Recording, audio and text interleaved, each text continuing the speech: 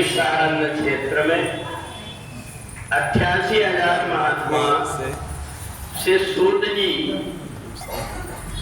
कथा बताते हुए बड़े दुखी हो गए। सूत जी की आंख में आंसू भर आए। सारे ऋषियों को बड़ा आश्चर्य लगा। शौनकादि ऋषि बड़े आश्चर्य से पूछते, गुरुदेव आज आप इतने दुखी क्यों हो गए? सूत जी कहते हैं कि देखो, परमात्मा का और भक्त का जन्म जन्मांतर का नाता रहता है। वो कई जन्मों से साधना करके परमात्मा से जुड़ता है। एक उलगामुख नाम का राजा था। वो राजा का सब तरफ नाम था, वैभव था।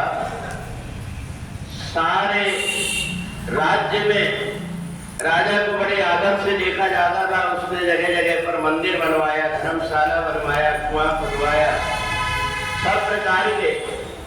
उनका एक बेटा था जिसका जब विवाह हुआ तो पत्नी ऐसे आ गई कि घर में न तो वो कुल देवी को मानती और न ही किसी का कहना मानती, मनमाना करती। घर परिवार का नियम था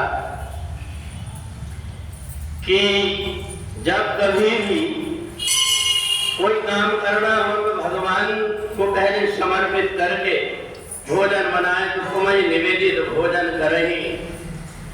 वहां भोग लगता था, परंतु उसने कहा कि मैं तो स्नान करके भोजन नहीं बनाऊंगी, वैसे ही बनाऊंगा।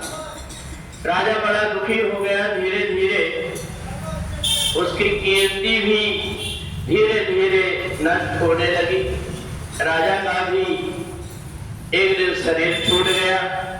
रानी बड़ी दुखी हुई कि हमारे घर में सब प्रकार की सुख और समृद्धि थी, आज धीरे धीरे ना तो मंत्री कहना मान रहे हैं, हाथी और घोड़े भी धीरे धीरे करके नष्ट हो रहे हैं।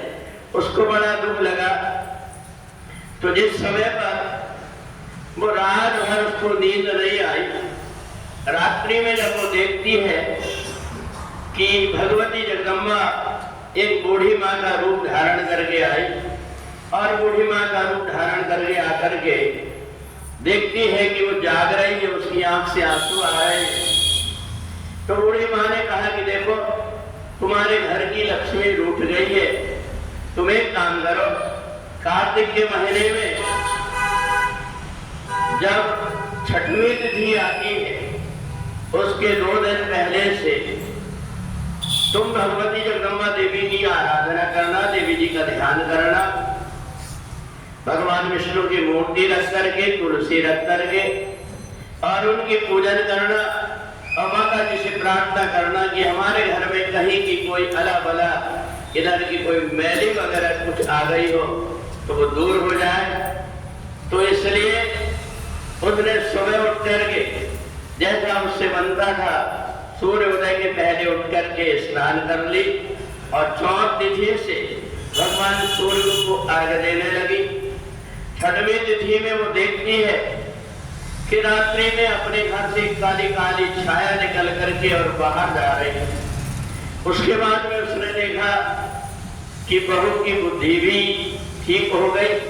उसको ये लगा कि मेरे घर परिवार में जैसा चलता था, पर यहाँ का जो नियम है, मैं प्रतिदिन भगवती जगदम्बा की पूजन करूंगी।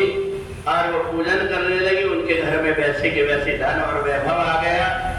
तो इसलिए 4 दिन का जो व्रत कार्तिक के महीने में शुक्ल पक्ष में होता है, ये व्रत सब प्रकार के जाने अनजाने अपनी गलतियों को दूर करके और कुल देवी घर में प्रसन्न हो जाती है, ग्राम देवी प्रसन्न हो जाती है, वो इष्ट देवता अपने प्रसन्न हो जाते हैं। सप्तमी के दिन सूर्य को अर्घ्य देकर के ये व्रत पूरा किया जाता है।